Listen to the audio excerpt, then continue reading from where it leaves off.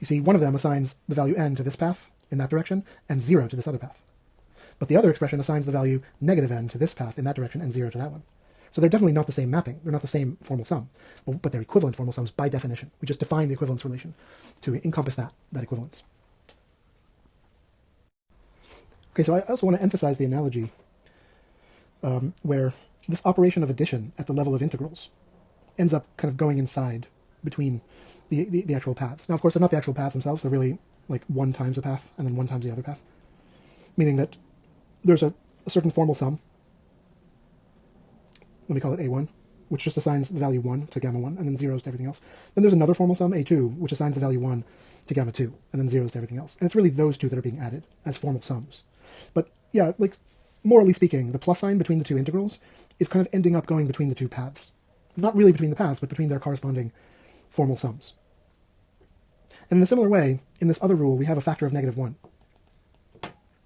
at the level of the integrals. So what we want to do is, by the same token, we want to take this scaling by -1 and move it into the level of the actual path. Now, we can't do that literally, because we're not literally scaling the path, we're really scaling the formal sum. There's a formal sum corresponding to this path, which assigns it a value of 1. And then we want to just scale that formal sum by -1. And you do that by just making the coefficient -1, see? Because that's the way scaling works for formal sums. So there is an analogy between these two. What we're doing in both cases is taking the operation on the integrals, taking the operation at the level of the integrals, and importing it into the level of the paths themselves, except they don't make sense at the level of the paths. So what we do is we use the formal sums corresponding to those paths. Right? Each path has a formal sum corresponding to it. So using those formal sums to represent their paths, their corresponding paths, we can then perform an addition operation or a scaling by -1, literally. And these rules are meant to make sure that these are consistent. These rules that we're introducing here are meant to make sure that the original law in this box, which it does involve concatenation, is going to be consistent with this new law, which is going to involve basically addition of formal sums. By saying that this concatenation with a +1 coefficient is equivalent to this thing, this formal sum there. And then this reversal with a +1 coefficient is going to be equivalent to this original path with a -1 coefficient. Okay, so anyway, just make sure that all of these things are consistent. All right, now there's also a third rule, which let me just include here for reference. And that is that you'll remember that there's already a notion of, how did I write it originally? I think I wrote it like this. There's already a notion of reparametrization. Two paths are reparametrizations of each other. If there exists like a time transformation function, where gamma 2 can be expressed as gamma 1 composed with that time transformation function. And that time transformation function is going to be some like C1 function with a whose derivative is never 0. So it's either strictly positive or strictly negative. And it just takes you from one of the time domains to the other time domain. So remember how that works? Like you have a function phi from this time interval into this one, which is, let's say, has a strictly positive derivative or a strictly negative derivative. So that it's either a strictly increasing function or it's a strictly decreasing function. And in either case, it's 1-to-1. And then you write gamma 2 as like gamma 1 of phi of s. And then as s runs from C to D, phi of s is going to run from A to B.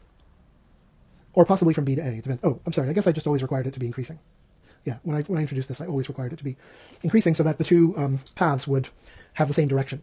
Yeah, that was actually an important thing. Remember, we wanted the two traces, the trace to be the same, but we also want the direction to be the same. So when two paths are reparametrizations of each other, they cover the same points in the same direction. And for that reason, we want this function to be strictly increasing. So yeah, as s goes from C to D in the increasing direction, phi of s, which you can call just t, let's say, is going to go from A to B in the increasing direction. And you're just going to traverse the same set of points. The difference is that they can do so at different speeds, with different acceleration and deceleration profiles. But yeah, we call that like parametrization equivalence, where we say that one of them is a reparametrization of the other. So if I have that, if I have parametrization equivalence, then I want to be able to say that the formal sum which assigns the value n to one of them and the formal sum which assigns the value n to the other one are equivalent. Because I want to consider reparametrizations of each other to basically be equivalent. So, but remember that we have to replace the actual paths with formal sums. Because after all, this equivalence relation is an equivalence relation on the set of formal sums, not on the set of paths. So we're not defining an equivalence relation between paths. We're defining an equivalence relation between formal sums of paths. Okay? So that's rule 3. Okay, and then finally, we put all the rules together by just, okay, well actually there are two steps required to put all the rules together into a single equivalence relation. Okay, the first step goes like this. If I have any two formal sums, A and B, I'm going to declare them to be equivalent. This is by definition now. If and only if there exists a finite sequence of moves, and I'll tell you what I mean by that in a minute, that transforms A into B. Okay, what I mean by a move is an application of one of the rules. An application of one of the rules, rule 0, 1, 2, or 3, to any term of the formal sum, leaving all the other terms the same, leaving all other terms fixed. Okay, so in other words, if I have a formal sum, let me just show you a quick example. So let's say I have a formal sum like this.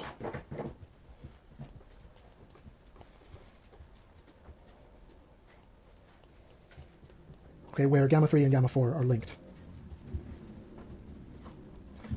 So what I can do, if this is my A, right, I can start out by applying a move, one move, to this term. And that's going to yield the following expression. So I'll leave all the other terms fixed. And what I can do is I can put an extra minus sign and drop the reversal. Put an extra minus sign, in other words, in the coefficient slot. And then just drop the minus sign, drop the reversal sign. Keep all the other terms the same. So that's a result of one move. Then I'll have a second move where I combine these two terms into a single term. And that second move is going to yield, 2 gamma 1 plus 3 gamma 2 plus 4 times the concatenation. Okay. Don't have quite enough room to write it here, but I'll write it on the next slide. So yeah, the result of the second move is that I'll have 2 times gamma 1 plus 3 times gamma 2 plus 4 times gamma 3 concatenated with gamma 4. So you see, let me call this B. Well, then A and B are equivalent because there's a finite sequence of moves that are, when done on some of the terms. So I really should say any term or any terms, because it really, like, some of the moves may involve multiple terms. For example, the second move that I did here involved 2 of the terms, and combining them into 1.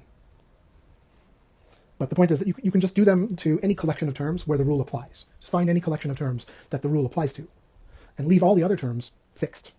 So we have 2 moves here, right? There's like move number 1, which yields some other formal sum, let me call it like C. And then on C, we have a second move, move number 2, which yields this formal sum B. But because there's a finite sequence of these moves that connects A with B, then we say that A and B are equivalent. So that extends the equivalence relation to formal sums in general, right? Because you see, with the rules, when I stated the rules, I only stated, for example, rule 2 for a one-term situation. Rule 2 is stated in such a way where this side has only one term and this side has only one term. But we need this new definition to extend that rule. This new definition here extends that to a case where you do that one term at a time. And you can apply several rules. You can apply several of these rules, kind of one at a time, to various sub-collections of the terms. And in the end, you'll just, by definition, the resulting formal sum is equivalent to the one you started with. So that extends the equivalence relation into a more general relation that holds for any two formal sums, as long as there's such a sequence of moves that connects the two. Okay. Now, of course, you have to check that this really is an equivalence relation. The whole theory would fall apart if this was not actually an equivalence relation. Remember that an equivalence relation has to have 3 properties. By definition of equivalence relation, what we mean is a relation that's reflexive, and that we know is true by rule 0 always. Symmetric. So that means that if A and B are equivalent, then so are B and A, right, in that direction. And that's also true because you see the sequence of moves that takes you from A to B can be reversed. You can just do the same moves in the reverse direction. So starting with B, I can take this term and split it apart like this. Okay, that's not equal to it, but it's equivalent to it according to rule number 1. But you leave the other terms the same. Okay, so that's going to be like move 1 in the other direction. Okay, let me call it like move 1 prime or something. And then move 2 prime is going to go from here back to here. And that's going to just work by replacing, again, this term here by this one, using the same rule number 2, but in the other order, in the other direction. So yeah, whatever sequence of moves takes you from A to B in that direction, there's a reversed sequence of moves that takes you back from B toward A. So it is definitely symmetric, definitely reflexive. Then the other property it has to have is transitivity, where if A is equivalent to B and B is equivalent to C, A should be equivalent to C. And the way that works is just by taking whatever sequence of moves takes you from A to B, and then whatever sequence of moves takes you from B to C, and you link those two sequences together. Just do this sequence of moves followed by this sequence of moves. That will transform A into C. So that gives the transitive property. So this really is an equivalence relation, is legitimate equivalence relation. But there's still one big problem, which is that we have this module structure. We know that the set of formal sums is a module over the integers. And that basically just means that it's closed under addition and it's closed under scaling by integers. Okay, but the question is, what about the chains, which are the equivalence classes? Right? See, the chains are not exactly the formal sums. They're the equivalence classes of formal sums. It's like all possible equivalence classes where A ranges over the set of all formal sums. So is that still a module over the integers? That's a big important question. Can we still add chains and get another chain? In other words, does addition and scaling, do addition and scaling still make sense at the level of chains? Okay, another way to formulate that question is that if I have two equivalent formal sums and then two others, so I can add them as formal sums. I'm sorry, I can add like A and C, right, as formal sums. And I can also add B and D as formal sums. But the question is A plus C equivalent to B plus D? See, we would hope that it would be, because this term is equivalent to that term by assumption, and this term here is equivalent to this term by assumption. So if the results are equivalent, then that's very good, because what that means is that the equivalence class of A plus C doesn't actually depend on which representative I picked from this equivalence class. Now, let me explain that a little more carefully. See, A and B have the same equivalence class, even though they may not be the same object, but they're equivalent objects. And so they determine the same equivalence class. Similarly, C and D may not be the same object, but we're assuming that they're equivalent, so they determine the same equivalence class. Now, I would like to say that it's this equivalence class that can be added to this equivalence class. But since the class of A is the same as the class of B, and since the class of C is the same as the class of D, I should get the same result when I add these two. See, in general, when you have like the plus sign between two objects, if I have something equal to alpha, let's call it alpha prime, I should just be able to replace alpha with alpha prime within the context of the addition. So if these two equivalence classes are truly equal, because A and B are equivalent to each other, then I should just be able to replace one of those classes with the other. Okay, the problem is that if I define addition of equivalence classes this way, which is certainly the natural definition to use, then I still have to worry, well, what if I use this other representation of that same class? In other words, these two classes are exactly the same object. They're equal to each other. And what if I use this other representation of this other class? So this equivalence class and this one are precisely the same object. Well, then their sum should be the same. But the problem is that by that same definition, what is the sum of these two? By the very same definition, it's this. So is this answer equal to this? They had better be equal. Otherwise, the concept of addition just won't make sense for equivalence classes. Because for the concept of addition to make sense, I should be able to put in any expression I like here for the same class. This is just one name for that very same class, and this is a second name. So which name I put in this spot shouldn't matter. Shouldn't affect the actual value of this sum. So you see here, if I'm using this name, and I'm using this name for the other class, versus using this name for the first one and this name for the second, if the two answers could come out different, then it would mean that like which name I use matters, which totally, antithetical to the concept of addition. So the two answers had better come out equal. That's what we need to check. But now, when would two equivalence classes be equal? They would be equal precisely if A plus C is equivalent to B plus D. Right? As long as the thing inside here is equivalent to the thing inside here, then they determine the same equivalence class. So that's what we need to check, is that if I assume this equivalence and I also assume this one, can I conclude this one? And if I can, then addition of classes makes sense. Addition of classes is like a well-defined operation. So in other words, chains can be added. It makes sense to add chains. Okay? And also in a very similar way, I would also need to check, so it's a totally separate question, but I also would need to check that, say, like m times A, where m is an integer, is equivalent to m times B. If A and B are equivalent. Right? Assuming that A and B are equivalent formal sums, if I scale both of them by the same integer, do I then get also equivalent formal sums? That would mean that scaling is meaningful at the level of chains. You can scale the class of A. Namely, you just scale the A itself and then take the class. Yeah, so in other words, I want to be able to scale the equivalence class of A, but if A and B are equivalent, then this object is the same as this one. So these two answers should be the same. Right? Since this class is the same as this class, assuming A and B are equivalent, then the two answers have to come out the same. Now this answer is by definition this, and this answer is by definition this, and these will come out the same if MA is equivalent to MB.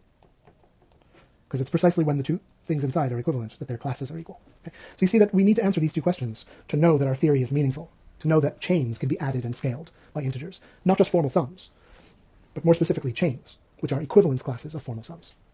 Okay? So that means that not every equivalence relation is going to work. We can't just use a random equivalence relation in this theory. The equivalence relation has to be very special. It has to have the property that it's like consistent with addition and consistent with scaling in these ways. That both of these questions have to have a yes answer. So, okay, why? Why does that work? All right, well, fortunately, it's very easy to answer these questions. It's actually harder to even ask the questions. It's harder to formulate these questions precisely than to answer them. Answering them is very, very easy. Let me show you how it goes. Remember that for A to be equivalent to B just means that there's some sequence of moves that takes you from A to B. Let me draw that schematically as a gray arrow. So that gray arrow is representing a finite sequence of moves, a finite sequence of applications of the rules. Well, 4 rules, I guess. Finite sequence of applications of the rules. And remember that you can apply the rules like to any sub-collection of the terms. You don't have to apply a rule to all the terms at once. You can pick out some sub-selection of the terms and apply a rule to those, leaving all the other terms fixed. So there is some finite sequence of moves that takes us from A to B, because that's the definition of equivalence. That's the definition of A being equivalent to B. Right? Now, with a green arrow, I will designate a sequence of moves that takes you from C to D. And there must exist such a finite sequence of moves, because that's what it means to say that C is equivalent to D. But now you see that I can construct a sequence of moves that take me from A plus C to B plus D. Namely, you just do both of those sequences simultaneously. I'm going to symbolize that by a combined gray and green arrow. A combined gray and green arrow. Meaning you take those two sequences and you do them both. How does that work? Well, the gray moves apply to some terms in A, some subselection of the terms in A. But the terms in A are also terms of A plus C. Okay, so for this, it's best to think of A plus C as like not being combined yet. Remember that you can combine like terms. The way addition works, to take two formal sums, the way you add them is by combining like terms. So if, for example, gamma 1 appears in both formal sums, you would just add up the coefficients of gamma 1 in the two expressions. And that will give you the total coefficient of gamma 1 in the new expression. But you can leave it uncombined. You can just write out like all the terms of A plus all the terms of C. There's no rule that says that you have to combine the like terms. So you can represent A plus C as just all the terms of A plus all the terms of C, uncombined, like terms uncombined. And then you just do all the gray moves to the terms of A, to the subselection, and you do all the green moves to the subselection of the terms of C. If you like, you can string those two together. You do all the moves on the terms of A first, resulting in B, and then you do all the moves on terms of C after that, transforming C into D. But if you just keep the terms separate, meaning don't combine like terms until the very end, you will get a sequence of moves that's also a finite sequence that converts A plus C into B plus D. So because there exists a finite sequence of moves that converts A plus C into B plus D, those two are also equivalent. Okay, no, sorry, I thought about that a bit more, and I'm wrong about that. No, it actually really does matter if we combine like terms or not. We have to check that it's actually consistent. If we combine like terms in A plus C first, say like I take the expression A plus C, I combine like terms, which is sort of what you're supposed to do by definition of adding formal sums. And then, the terms change, because any term of A that involves the same path as some term of C, the coefficients of that path in A and in C will add up. And so you'll get a totally different coefficient there. So we have to check that like the same moves that we make on the terms of A and the same moves that we make on the terms of C still work once like we combine the terms of A plus C, where we combine like terms. Okay, so let me show you how that's going to work out. So here's the idea. Suppose I have in A a term that involves a particular path gamma. And then there's other terms in A as well. And then let's say in C I also have a bunch of terms and I have the same path gamma appearing in C, but with a possibly different coefficient m. So here n and m are just two integers.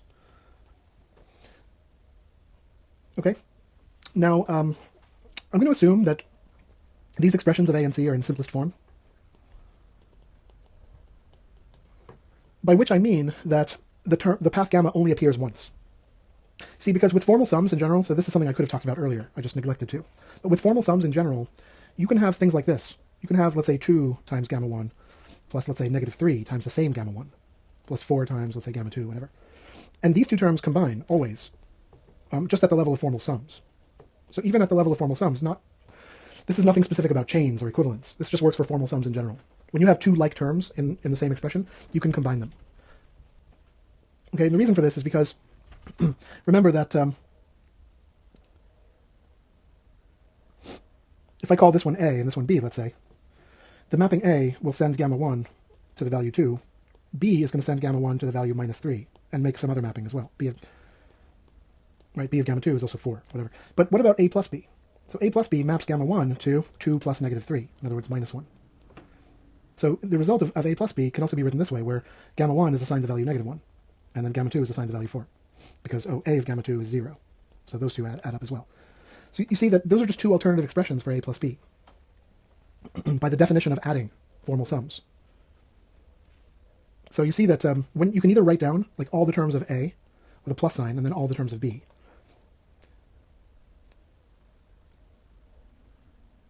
And that's where you have like terms that are uncombined. Okay, or you could write down just the simplest form of that. The simplest form is where you take any terms that overlap between A and B, meaning any terms that involve like the same path, and you just combine their coefficients. So that does, follow just from the definition of addition for formal sums. Anyway, so let me assume, therefore, that I've already expressed A and C in simplest form, meaning that each path occurs in only one term. Each distinct path that appears at all appears in only one term. So this already contains all of the involvement of gamma in A, and this term it contains all of the involvement of gamma in C. There's no other term in C that is a gamma term. Right? There's no other term in A that is a gamma term.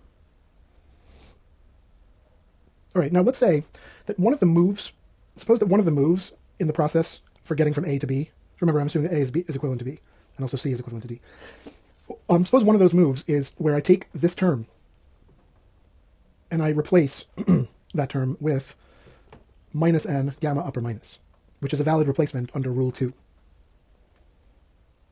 Okay, and then suppose I do the same thing to C. I take this and replace it with minus m gamma upper minus, again valid by rule 2. The question is, if I wrote A plus C in simplest form, could I combine those two moves? Could I combine those two moves consistently? So if I write A plus C in simplest form, it's going to have a bunch of terms not involving gamma.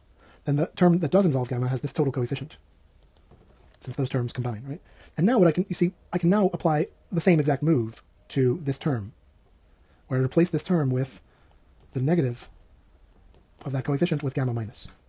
That's a legitimate move that I can do on that term, holding all the other terms fixed. But now you see that that's exactly the result of combining these original two moves. Because if I do this move first, and I do this move, and then I add the two results, what I'll be getting is this expression for A plus C. Like if I keep A and C separate, in other words, then I'm going to have this term, and then in C I'm going to have this term. Right? Actually, strictly, that's not A plus C. It's like the result of the first move, where I do the first move on A, and simultaneously I do the first move on C, but uncombined. Now the question is that equivalent to just doing this one move on A plus C? Right? This single move.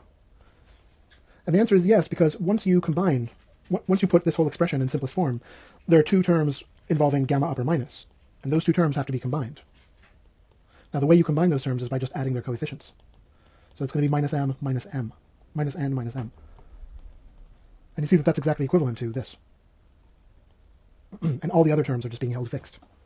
So you see that I can regard it as either one separate move on one of the terms of A, and separately a move on one of the terms of C. Or I can, in other words, leaving them uncombined, just do that move to that term of A, do that move separately to that term of C, and then add the two results. Or I could imagine adding A and C first, combining everything, right, first, and then applying that one move, this one move here, let me call it 1 prime, to the combined expression. But the results are the same. The results of the two processes are the same simply because the coefficient is minus n plus m on the one hand, but on the other hand, you got that coefficient, and those are equal. So the coefficient of gamma minus is the same. And all the other terms were just held fixed. So you see that at least rule 2, which is replacing gamma with gamma minus by negating the coefficient, at least rule 2 is consistent with addition in this sense. Now we have to go through all the rules and make sure that they're all consistent with addition, and also all consistent with scaling. And that's a bit of a tedious exercise, so I'm not going to go through the whole thing in detail. I just want to illustrate the process. So what we just checked is that rule 2 is consistent with addition. Okay, and we also have to check that rule 0 is obviously consistent with addition, so you really just have to check rule 1 and rule 3. Okay, but actually, rules 1 and 3 are much easier to check, basically trivial. And in terms of addition, the consistency with addition is really only a problem for rule 2. It's only like a big issue. for rule 2, which we just checked. Rules 1 and 3 are easily seen to be consistent with addition, and the reason for that is because notice that there's no change in the coefficient. The coefficient is exactly n on this side of the equation and exactly n in every term on that side. Similarly here in rule 3, the coefficient is n on this in this, and the coefficient is n in that. Okay, I said equation, but I mean equivalence. The coefficients are the same on both sides of the equivalence. There's no change in the coefficients. And therefore, it's quite easy to go through the details of checking that those rules are also consistent with addition. Again, what that means is that if I apply one of those rules to some term of A, let's say I apply rule 1 to some terms of A. So I take those terms and I rewrite them as a single term by using concatenation. Then let's say that all those same terms appear in C as well. And I just do the same thing to C. I take those terms in C and I just replace them with some concatenation, a single term. Right? Then I add afterwards. After doing that move on terms of A, and then separately doing that move on terms of C, I then add later and combine like terms. Or I could combine like terms first and then perform that move where I replace a bunch of terms with a concatenation term. But you can see that it makes no difference because at no point do the coefficients change. You know, so if for example, you have a bunch of terms in here that look like this, like n gamma 1 and n gamma 2, right? Then in C I have the same exact terms but with a coefficient m gamma 1, m gamma 2. So I can either make these replacements, just replace these two terms with n times gamma 1 concatenate gamma 2, and separately replace this with m times gamma 1 concatenate gamma 2, and then combine those two. What will that give me?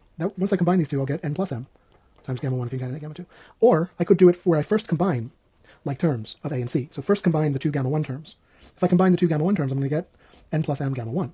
Then I can also combine the two gamma 2 terms, which will give me n plus m gamma 2. And then you can replace that with n plus m gamma 1 concatenate gamma 2. But you see, in the end, you're just getting n plus m times gamma 1 concatenate gamma 2 in both cases.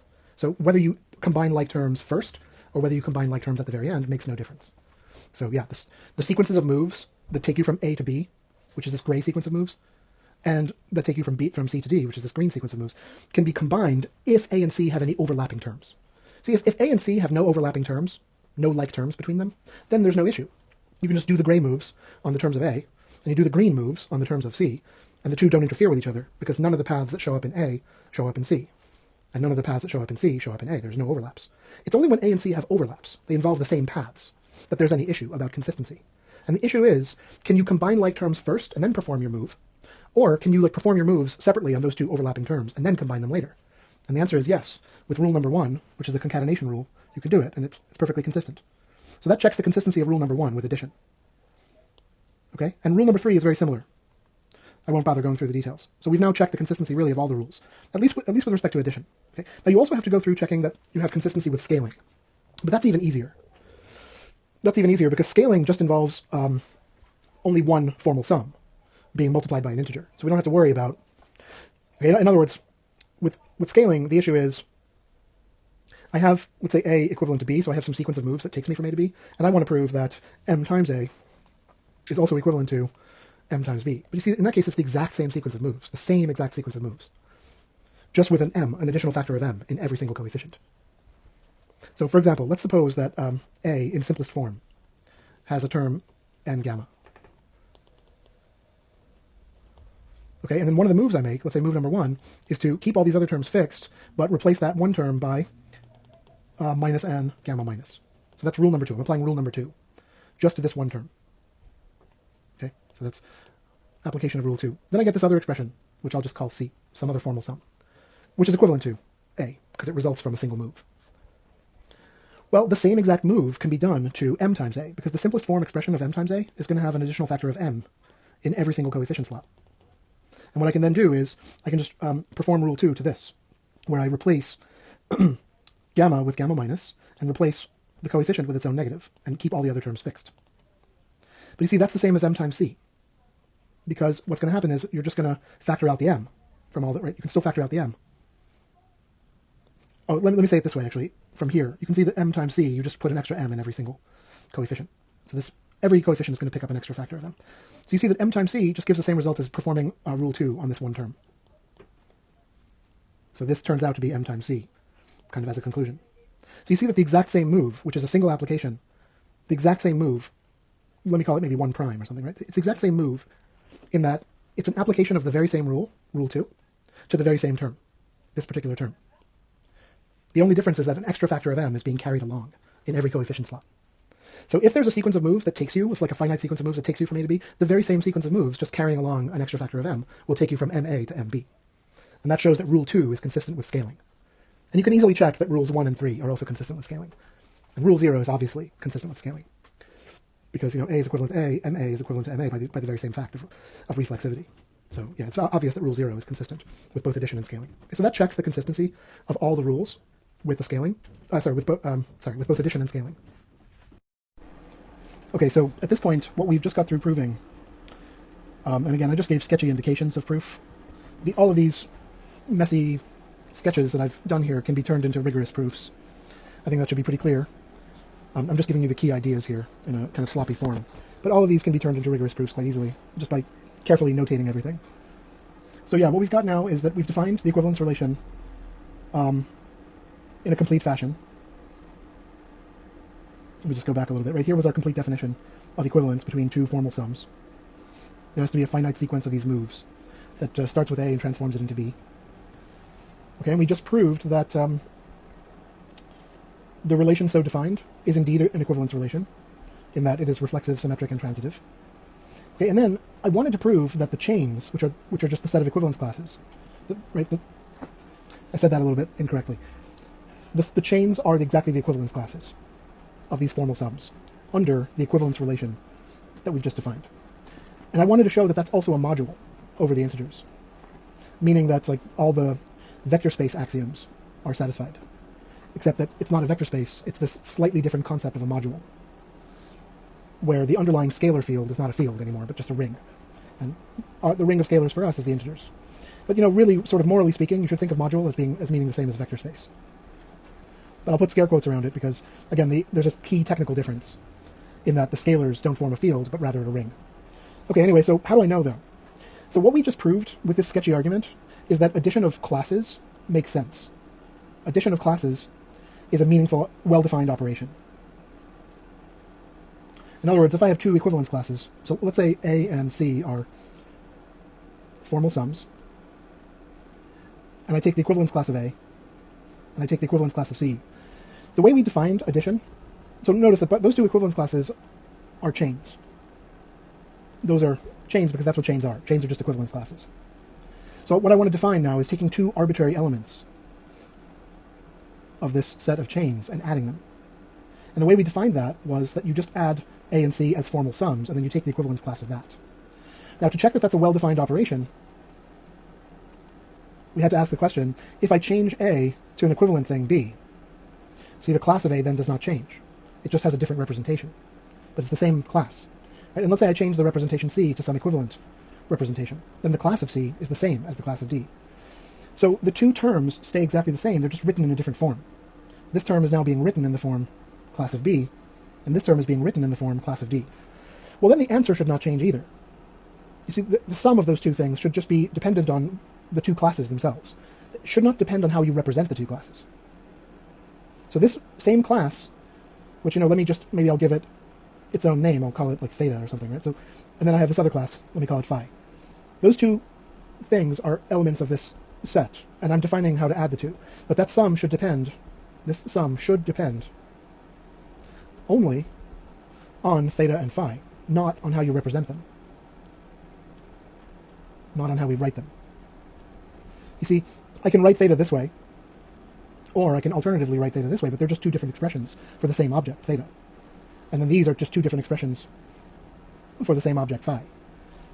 But the sum should not depend on how we express them. So what I'm saying is that I should get the same answer if I calculate class of B plus class of D. And the definition of that, according to the very same definition, is that you just add the two representations. Take the representing formal sum, B, from that class. You take the representing formal sum, D, from that other class. You add those as formal sums, and then you take the equivalence class of that resulting object. But the question is, does the answer come out the same? Does this answer come out the same as this one? And they will come out the same. They will be equal, provided the formal sum A plus C is equivalent to the formal sum B plus D. Because then they will determine the same equivalence class, which is exactly what we want. And so that's why we proved this lemma. We've already proven it, or at least we've sketched the proof. But the lemma was that if A is equivalent to B and C is equivalent to D, then it follows that A plus C is equivalent to B plus D. I'm just explaining the rationale behind that lemma. The whole point of that lemma is to make sure that addition is a meaningful operation. And notice that it also, the set of chains is closed under that operation because the resulting object is also a chain. It's an equivalence class of some formal sum. And that's always a chain. Let's remember that the chains are just exactly the set of all possible equivalence classes, where the C ranges over all possible formal sums. So if I take A plus C as my formal sum and then take its equivalence class, that does belong to this set. So you see that the answer is also a chain.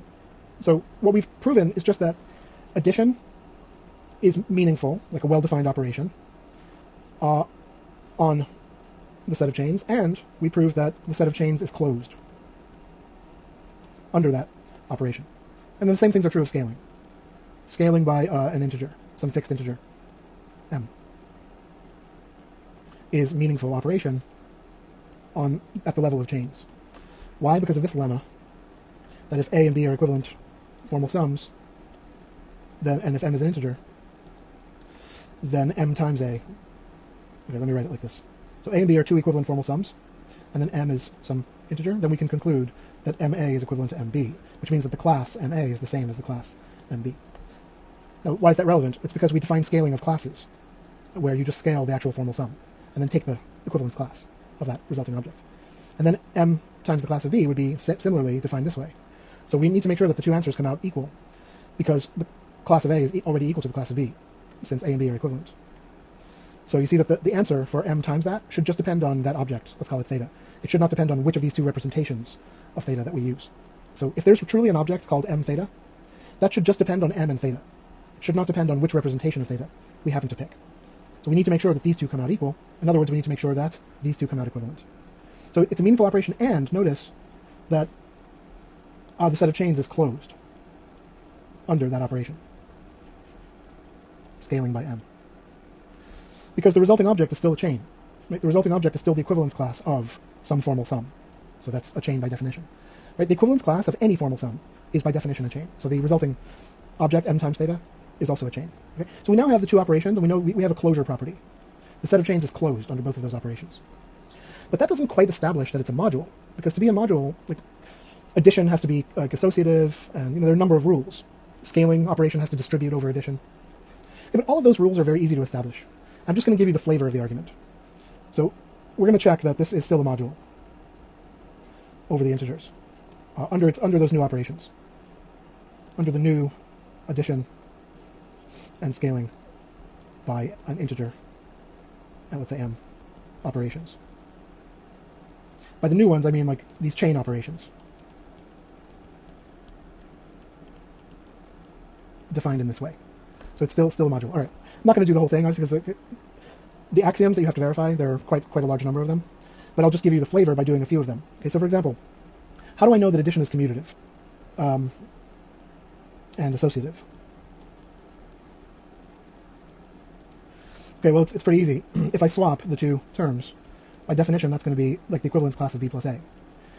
But that's the same as the equivalence class of a plus b, because the formal sums form a module. So addition of formal sums is commutative. And then that is, again, by definition, this. So you see that class of b plus class of a is the same as class of a plus class of b. In a similar way, with associativity, if I add three of these classes with two of them grouped together, using the definitions, we get that. But then because the formal sums form a module, addition of formal sums is associative as well. So we can regroup those terms, because that's just adding at the level of formal sums. And then we can use definition of chain addition again to break it up like this, and then use the definition of chain addition one more time. So you see that we can regroup the terms. So basically, by using the definitions of these two operations, and then using the fact that the formal sums, f of u, is already a module over z, we can easily verify that all the properties of a module are also satisfied by this set of chains. Okay. Let me just do one more for illustration. Let's try to prove that a scalar, like an integer scalar, distributes over a sum of chains, which is one of the axioms of a module. So we're just going to work out both sides by using the definitions. Right? This side, by definition, is m times the class of a plus b. And then that is, by definition, the class of m times a plus b. But because the formal sums are a module, we can distribute the m inside there. Right? And then you see that using the definition of chain addition, we get that. And then using the definition of chain scaling, we get that, which is exactly what we're supposed to have. Okay, so we just have to use the definitions repeatedly in the correct order. Right, but notice that we never really verified all the module axioms for the formal sums. And you sort of have to, if you want a rigorous proof of the fact that this is a module, you need first a rigorous proof that this one is a module. We never really did that, but I did indicate sort of sketchily why, for example, addition is commutative for formal sums. The order of the terms doesn't matter because it doesn't affect the nature of that mapping. Right? It's a mapping from the paths to the integers. And the mapping arrows, where, like, for each path you say what it maps to, it doesn't matter in what order you list those paths. All that matters is that for each path you have a particular integer assigned to it. So you can reorder the paths any way you like. That means that sums can be reordered at will. But you also have to go through all the other properties of a module. And none of that is difficult. In fact, it's all quite obvious, because once you realize that addition of formal sums is done at the level of the coefficients, where you just add the two corresponding coefficients. Okay, let me give myself a bit more room. So yeah, I'll just remind you that addition of formal sums, where I have like a of gamma, oh, I keep forgetting the brackets, I guess. In brackets, right, times gamma over all paths. And then I'll have in brackets b of gamma times gamma over all paths. And the way we added these was by just adding this integer to this integer. That was our definition. Also, the definition of scaling. If m is an integer, m times a was defined as where you put the m into every coefficient. So okay, because addition and scaling at the level of formal sums really just works by adding integers. It's like defined in terms of addition in the integers, and defined in terms of scaling by m in the integers. And because addition and scaling work the correct way in the integers, for example, scaling by m distributes over addition in the integers. And if I have two integers x and y, and another integer m times x plus y is the same as mx plus my. So scaling, like the distributivity of scaling, works correctly in the integers themselves. But because addition of formal sums, and also scaling of formal sums, is defined in terms of adding the corresponding coefficients, everything works out. Okay, for example, let's say I want to prove that m times a plus b is ma plus mb, just where a and b are formal sums, and m is an integer. Okay, the way it works is like this. I'm going to represent this side, or maybe let me represent this side as just m times this sum, and then by the definition of scaling, we can also represent it as the sum of m times a of gamma plus b of gamma times gamma. But now you see that everything here is just an integer. All three of these terms are simply integers. So we can use the distributive law. And that gives us m a of gamma plus m b of gamma inside those brackets. Right? But then if we work on the other side separately, this is by definition m times, like, well, okay, the m comes inside. And then in the other term, the m also comes inside the brackets by definition. And then finally, the way you add two formal sums is just by combining the brackets. So we just combine the two brackets by adding the contents of this bracket plus the contents of the other bracket, and having that be the coefficient of gamma. Okay, but now you see that the two answers come out the same. They're exactly the same formal sum. So that proves the identity. So all of these identities, all of the axioms of a module can be easily verified. Right? Just to give you a basic list of module axioms. So addition is commutative. Addition is associative. There's a zero element for addition. That's like a zero formal sum. Okay, I haven't really talked about that, so I may as well just quickly do that. Zero as a formal sum is, by definition, where we just assign a value of 0 to every possible path. All possible paths get 0 as their value. And that counts as a formal sum. Like, that is a legitimate formal sum because, all the values are 0 except a finite number of them. Namely, except none of them, right? All the values are 0. So yes, all the values are 0 except for finitely many. Namely, none at all, which is a finite set, the empty set. So like the set of paths that don't get a 0 value, which is the set of exceptional paths, happens to be the empty set, which is certainly a finite set. So it counts, technically, as a formal sum. Notice that it's also just a 0 map. It's like, assigns every single path the value 0. So it's really like, it's the 0 function on the set of paths. It's the 0 function, the identically 0 function on the set of paths. Okay, that's really what the 0 formal sum is. But yeah, it's pretty clear that a plus 0 is equal to a, because if I had just an arbitrary formal sum and I added it to the 0 formal sum, you would do that kind of coefficient by coefficient. But you see that all of these coefficients are 0 and this is just an integer. So when you add these, you're just going to get a of gamma again. So you're just going to get the exact same formal sum a that you started with. Right, so there's an identity, right? Also there's negatives, and when you add anything to its negative, all right, it's pretty clear what the negative is. Basically, the negative of a formal sum is just where you just negate all the coefficients. You negate all the values, in other words. And since